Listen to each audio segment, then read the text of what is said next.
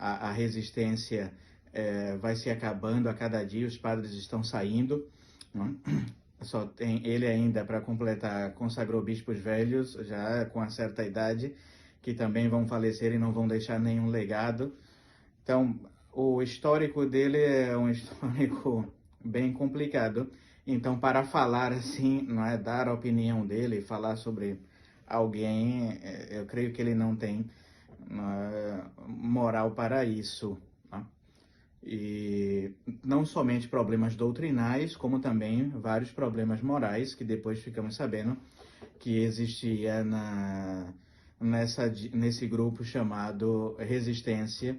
Foi denunciado várias vezes por sacerdotes mesmo da Resistência e por pessoas de fora, e que virou um grande escândalo. Então eu acho que eles não têm envergadura nenhuma para falar sobre nada, nem sobre doutrina e nem sobre moral, muito menos sobre questão prudencial.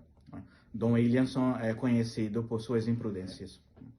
Então tudo isso é muita história e tem muita mentira por trás de tudo isso. Nós que estamos nos bastidores conhecemos esses detalhes, mas infelizmente as pessoas que são fora se deixam enganar por esses homens. Muito bem. A próxima pergunta tem um pouco a se trata com isso que falo sobre os padres juntando a resistência, ou saindo da fraternidade.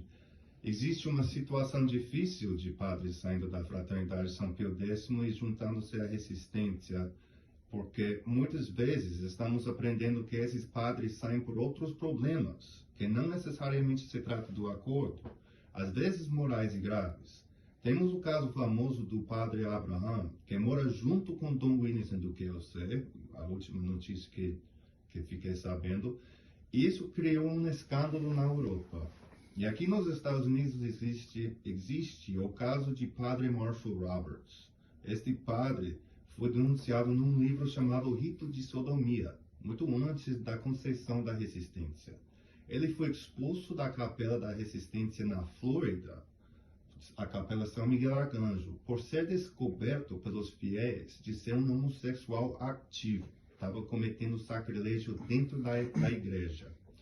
A capela depois saiu da resistência e padre Roberts fugiu, banido do lugar. E agora trabalha com padre Pfeiffer. Então, tecnicamente não saiu da resistência também, não. Outra resistência, outras pessoas. Porém, existem casos de outros padres com problemas. Será que tem problemas desses padres morais no Brasil, ou coisa que se trata? E qual tem o papel de Dom Tomás Aquino em tudo isso?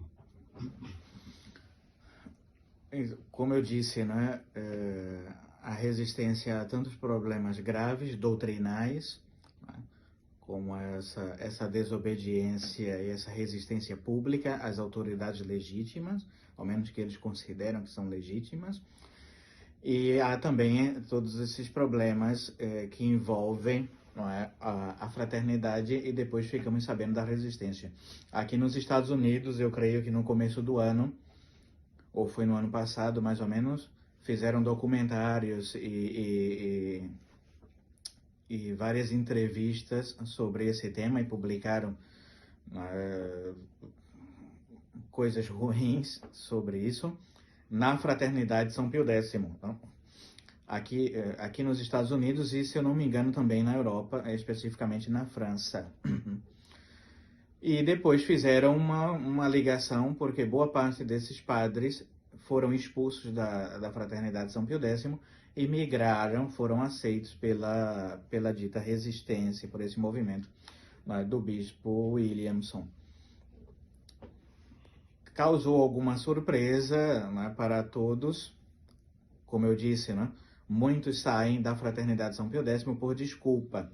Né? É uma questão de acordo, eu sou contra o acordo da fraternidade, e vão para a resistência. Porém, estão saindo por outros motivos, seja por esses, da desobediência que nós falamos, ou por problemas morais também, de escândalos. E como a resistência não tem contato direto com a fraternidade, acaba aceitando esses padres sem nenhum critério. Né? Então, isso é um problema. Nós ouvimos vários casos, tem esses também, na França também eu ouvi casos assim, Na América do Sul também eu vi vários outros casos de problemas esses, e creio que o que falta é um critério, né, de selecionar esses padres e de não sair recebendo todo mundo, né, sem credenciais, aí acaba acontecendo isso. Porém, nem tudo é assim, né? Eu ouvi dizer que, de fato, há um sacerdote desses que tem problemas, que vive com o próprio Dom Williamson atualmente, né?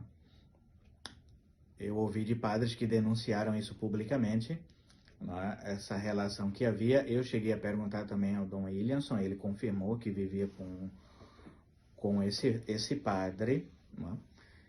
E ouvi também no Brasil de áudios, ou seja, que ele é favorável a isso, né, de ter sacerdotes assim com problemas morais, né, de guardar esses padres, inclusive até padres que têm apostolado, né, ele permite até que padres tenham apostolado.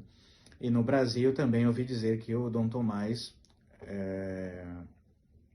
deu também uma entrevista a alguém, não sei, ou comentou com alguém, e que de fato que tinha um sacerdote na França também, que tinha esse mesmo problema e que vivia com uma família, e que, bem, não se deveria falar sobre essas coisas, sobre esses assuntos, porque ele já havia cumprido a pena dele, algo assim, então ele poderia voltar a trabalhar de novo com as famílias. Ou seja, me parece que não é só um problema, eles recebem essas pessoas porque não conhecem o histórico dessas pessoas. Eles recebem já sabendo quem são, não é? E apoiam, não é? Isso de alguma forma. Uhum.